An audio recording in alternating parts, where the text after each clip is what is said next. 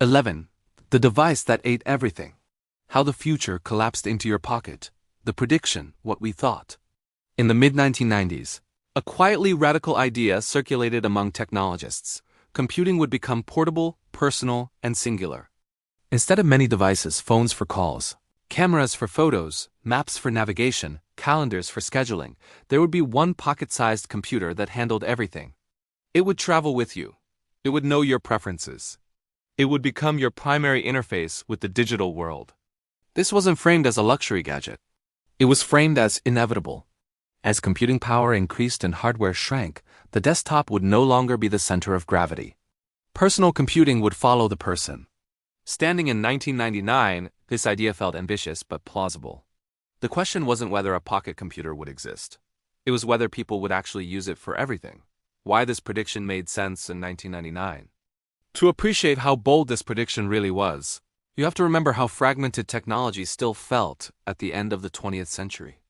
In 1999, most people did not own a personal computer. Computers, when present, were shared household devices or workplace tools.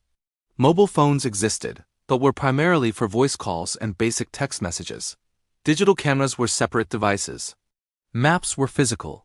Music players were physical. Calendars were paper. Technology was everywhere, but it was not yet integrated. At the same time, miniaturization was clearly accelerating. Laptops were becoming more affordable. PDAs like the Palm Pilot hinted at portable computing. Mobile phones were shrinking rapidly. Battery life was improving. Screens were getting better. Even without smartphones, the direction was visible. Devices were converging. The emotional context of the late 1990s amplified this belief. The new millennium carried a sense that complexity would be simplified, that the future would be cleaner and more elegant than the cluttered toolkits of the past. A single, all-purpose device felt like the natural endpoint of technological progress. For younger readers today, it's important to stress how non-obvious this still was. In 1999, typing on a tiny screen sounded miserable. Mobile internet barely existed. The idea that people would willingly stare at a handheld device for hours a day would have seemed excessive, if not antisocial. And yet the logic held. Who said it, and where? One of the clearest early descriptions of this future appeared in The Road Ahead, 1995, by Bill Gates.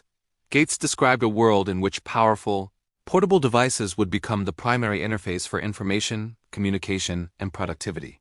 While the specific hardware he imagined differed from what ultimately emerged, the core insight was unmistakable. The personal computer would become truly personal. Coming from Gates, this carried weight. He wasn't speculating from the sidelines. Microsoft was actively shaping how people interacted with computers worldwide. When Gates talked about the future of devices, readers assumed he was describing something the industry was already working toward. By the late 1990s, variations of this idea were widespread.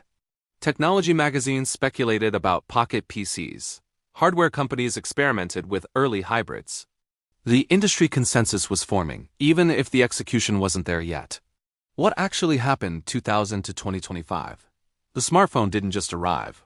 It absorbed everything. The early 2000s brought incremental steps. Better mobile phones, basic web access, early email on handhelds. Then in the late 2000s, the inflection point arrived. Touchscreens improved, mobile operating systems matured, app ecosystems formed. The device in your pocket stopped being a phone with features and became a computer that happened to make calls.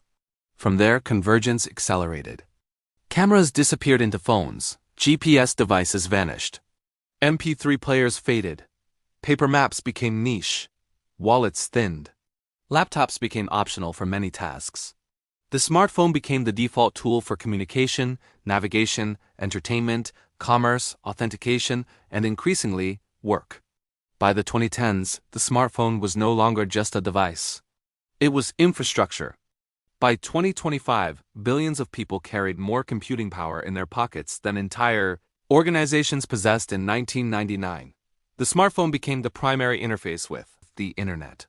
Payments, social networks, news, transportation, identity. The prediction that one device would replace many others did not merely come true. It understated the scale of consolidation. Verdict, status, realized. The pocket PC smartphone prediction was realized completely. A single, personal, portable device became the dominant interface for modern life. It replaced or absorbed phones, cameras, music players, maps, tickets, wallets, and countless other tools. The smartphone is not just another device. It is the device. Why it played out this way? This prediction succeeded because it aligned perfectly with human behavior. People prefer fewer tools, not more. They prefer convenience over specialization. They want technology to follow them, not anchor them to desks or rooms. Technological forces reinforce this preference. Miniaturization, battery improvements, and software ecosystems created compounding advantages. Once smartphones crossed a threshold of usability, they became impossible to dislodge. What was underestimated in 1999 was how much of life would be pulled into the device. The smartphone didn't just replace hardware. It reshaped habits, attention, social norms, and even posture. The future didn't arrive as a helpful assistant. It arrived as a constant companion. Still, the core prediction was right.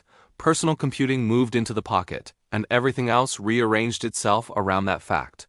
What this prediction teaches us about the future. This case demonstrates a powerful forecasting rule. Convergence predictions tend to succeed when they reduce cognitive load. The smartphone didn't win because it was novel. It won because it simplified choice. One device, one interface, one place to go. The future often favors consolidation over elegance. From the hopeful vantage point of 1999, the pocket computer sounded like liberation. From the lived reality of 2026, it feels indispensable and occasionally overwhelming. Both can be true. One sentence takeaway. We predicted a pocket computer and got a device that quietly swallowed almost every other tool we owned.